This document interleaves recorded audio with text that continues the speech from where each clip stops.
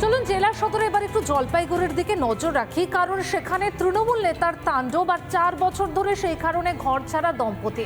আদালতের নির্দেশের পরেও বাড়িতে ঢুকতে পারছেন না ললিত সরকার ও তার পরিবার। জেলা সভাপতি থেকে মুখ্যমন্ত্রী কাউকে অভিযোগ জানিয়েও মেলেনি কোনো সুরাহা। ময়নাগুড়ির উল্লা ডাবরি এলাকার দাপুটে নেতার তাণ্ডবে অতিষ্ঠ সরকার পরিবার। প্রতিদিন নাকি রাতের অন্ধকারে এই বাড়িতে ঢেলানো হচ্ছে এবং এর ফলে কিন্তু আহত হয়েছে এই ললিতবাবুর আত্মীয়রা। এখন প্রশ্ন যে রাজ্যের মুখ্যমন্ত্রী তিনি এই পরিবারের কি সুরাহা করেন, কারণ এই পরিবার রাজ্যের মুখ্যমন্ত্রীরও দ্বারস্থ হয়েছেন, জেলা সভাপতির দ্বারস্থ হয়েছেন, পুলিশের দ্বারস্থ হয়েছেন।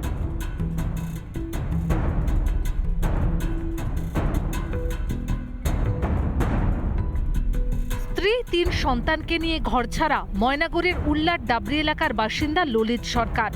অভিযোগ, এলাকার তৃণমূল নেতা পাপন চাকলাদার টাকার জন্য দীর্ঘদিন ধরে অত্যাচার করছিল সরকার দম্পতির উপর। আরও অভিযোগ, মিথ্যে মামলা করে সরকার পরিবারের সদস্যদের জেল পর্যন্ত খাটিয়েছে এই তৃণমূল নেতা। পাপন চাকলাদার আমাদের জমি সংক্রান্ত বিষয়ে ভাই একটা ঝামেলা ছিল। ওই মুহূর্তে ও আসে, ও ট্রাক্টর দিয়ে জমি চাষ করার দখলের চেষ্টা করে। তখন আমি বাধা দিই, তখন আমার মাইটে দিয়ে উল্টে গেছে, ফাঁসাই দিয়ে আমাকে মিথ্যা গেছে, অল ফ্যামিলি আমার জেলে ঢুকাই দেয়।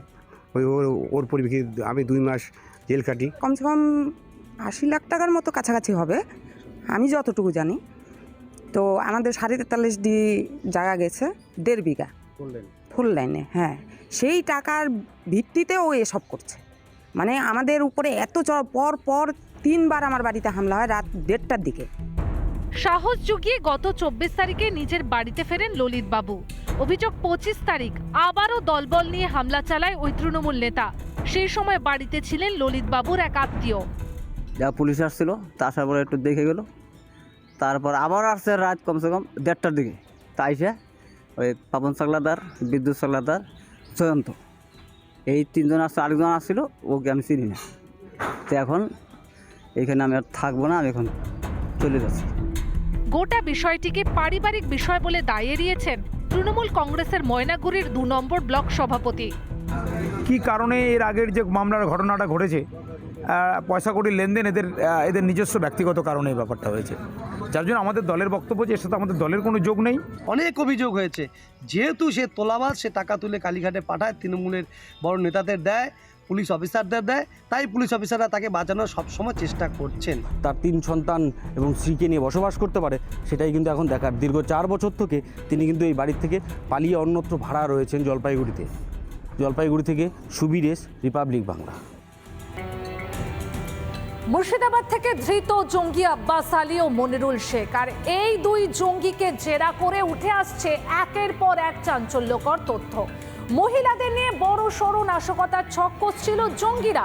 গোয়েন্দার সূত্রে খবর, মনিরুলের ফোন ঘেঁটে মিলেছে তেমনই তথ্য। মিলেছে একাধিক মহিলার ফোন নাম্বার, মিলেছে হোয়াটসঅ্যাপ চ্যাটও।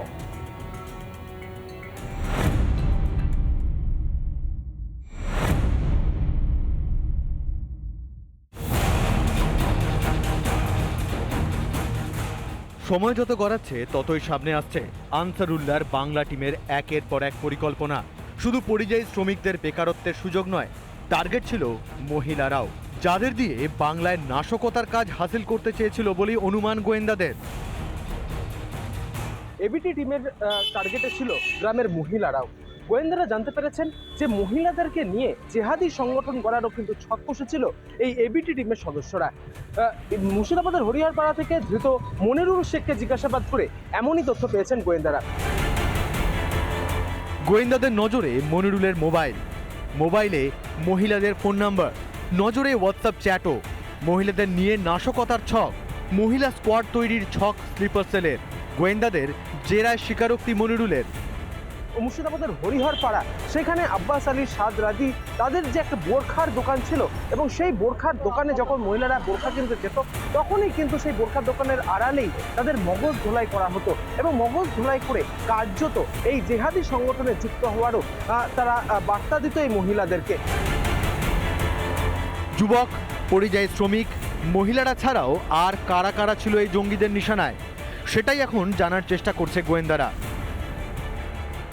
মুর্শিদাবাদ থেকে ক্যামেরায় অপূর্ব চৌধুরীর সঙ্গে ইন্দ্রাশিস পাচ্ছি, রিপাবলিক বাংলা। সরকারি প্রকল্পের সুবিধে পাবে আর করে ফেলবে না, তা হয় নাকি? রূপশ্রী প্রকল্পের সুবিধে পেতে হলে দিতে হবে কাটমানি, আর কাটমানি দিতে না পারলে মিলবে না প্রকল্পের টাকা। ঠিক এমনটাই ঘটেছে মালদার চাচল 1 নম্বর ব্লকের খরবা গ্রাম পঞ্চায়েতের গোপালপুর গ্রামে, যা নিয়ে তৈরি হয়েছে রীতিমতন শোরগোল। দেখুন।